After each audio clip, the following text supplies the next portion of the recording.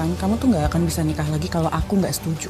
Bagaimana hukum Indonesia mengatur perkawinan yang dilakukan lebih dari satu kali tanpa persetujuan istri sebelumnya? Hukum Indonesia pada dasarnya menganut asas monogami, di mana dalam suatu perkawinan seorang pria hanya boleh mempunyai satu istri, begitu juga sebaliknya seorang wanita hanya boleh mempunyai satu orang suami. Namun bagi suami yang ingin beristri lebih dari satu, dimungkinkan bila mendapatkan izin dari pengadilan. Nah, izin pengadilan ini adalah untuk berpoligami hanya dapat diberikan jika memenuhi kondisi-kondisi yang dipersyaratkan oleh undang-undang. Dalam undang-undang perkawinan, jika seorang suami ingin menikahi perempuan lain, maka seorang suami wajib sebelumnya mendapatkan penetapan dari pengadilan agama setempat yang isinya mengabulkan permohonan izin suami untuk menikahi lebih dari satu istri. Pasal 4 ayat 1 Undang-Undang Perkawinan jelas menyatakan bahwa dalam hal suami akan beristri lebih dari seorang, maka ia wajib mengajukan permohonan ke pengadilan daerah tempat tinggalnya. Hal ini juga sejalan dengan ketentuan dalam kompilasi hukum Islam yang menyatakan bahwa suami yang hendak beristri lebih dari satu orang harus mendapatkan izin dari pengadilan agama. Nah, apabila perkawinan tetap dilakukan dengan istri kedua, ketiga atau keempat tanpa adanya izin dari pengadilan agama, maka perkawinan tersebut tidak memiliki kekuatan hukum. Nah, berdasarkan hukum perkawinan, melangsungkan perkawinan kedua yang dilakukan suami tanpa persetujuan istri pertama adalah cacat hukum, sehingga batal demi hukum atau dianggap perkawinan tersebut tidak pernah ada. Lebih lanjut, pasal 5 Undang-Undang Perkawinan mengatur bahwa untuk dapat mengajukan permohonan ke pengadilan untuk memperistri perempuan lebih dari satu, maka seorang suami harus memenuhi syarat. Yang pertama adalah adanya persetujuan dari istri atau istri-istri. Yang kedua, adanya kepastian bahwa suami mampu memenuhi keperluan-keperluan hidup istri-istri dan anak-anaknya. Kemudian yang ketiga, adanya jaminan bahwa suami akan berlaku adil terhadap istri-istri dan anak-anaknya.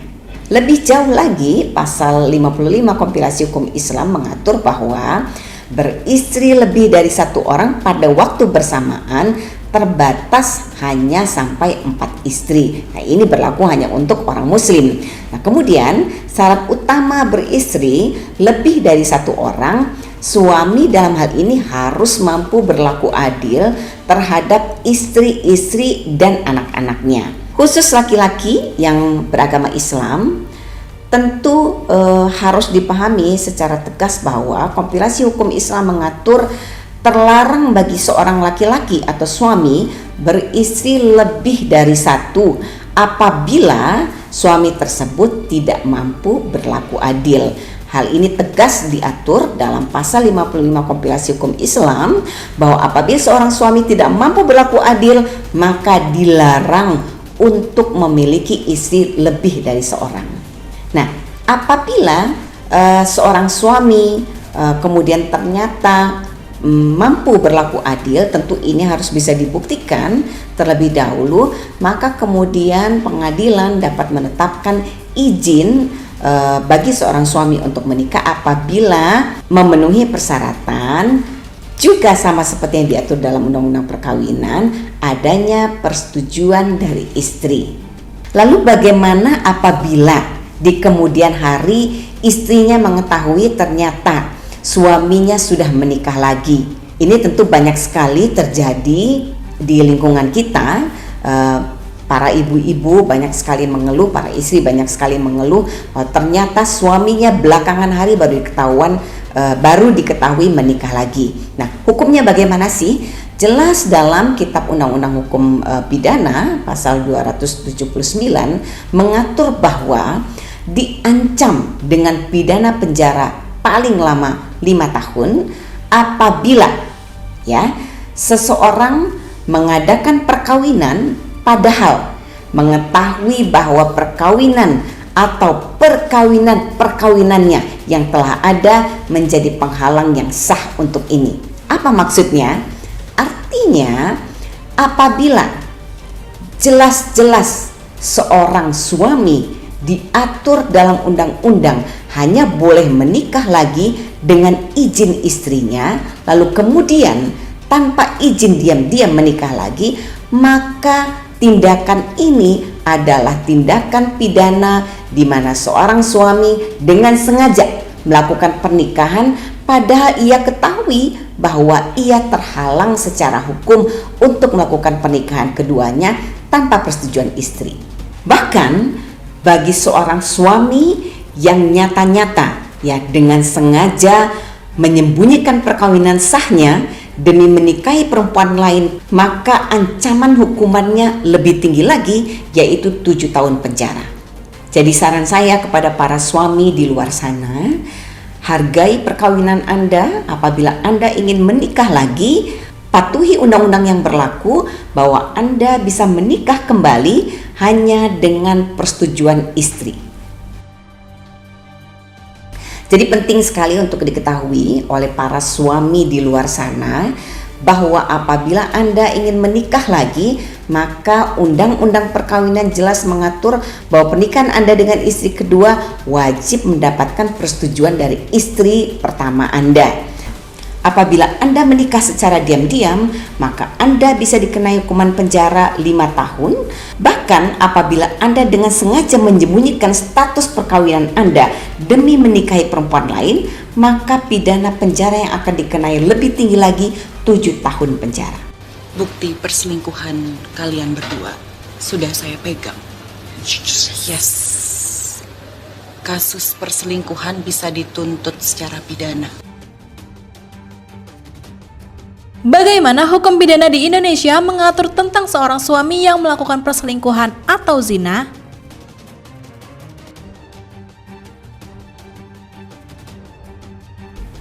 Pada umumnya perselingkuhan terjadi diikuti dengan adanya perzinahan.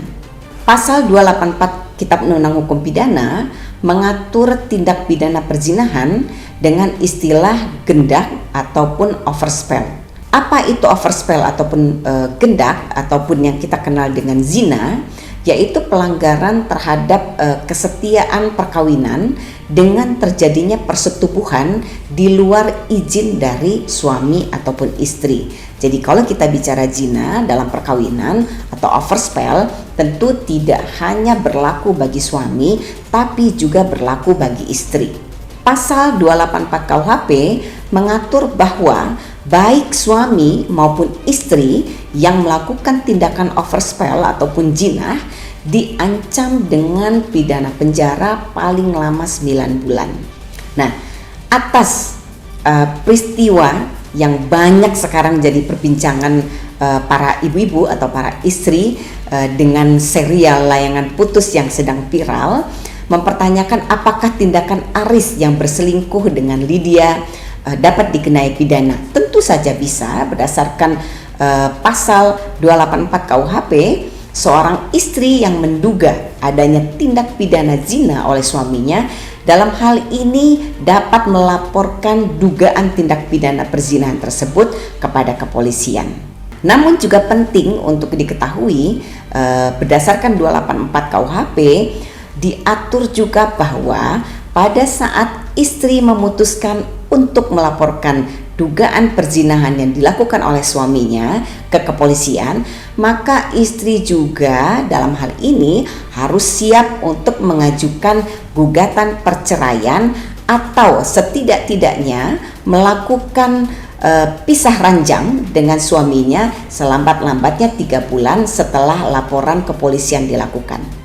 Sebab hukum kita mengatur bahwa laporan polisi tentang perzinahan hanya akan diproses apabila adanya putusan cerai atau penetapan pisah ranjang.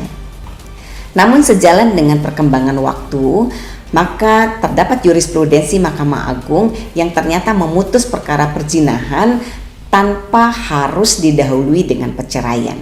Semoga informasi ini dapat menambah pengetahuan dan wawasan kalian. Terima kasih telah menonton, share video ini jika membantu, dan jangan lupa untuk komen, like, dan subscribe.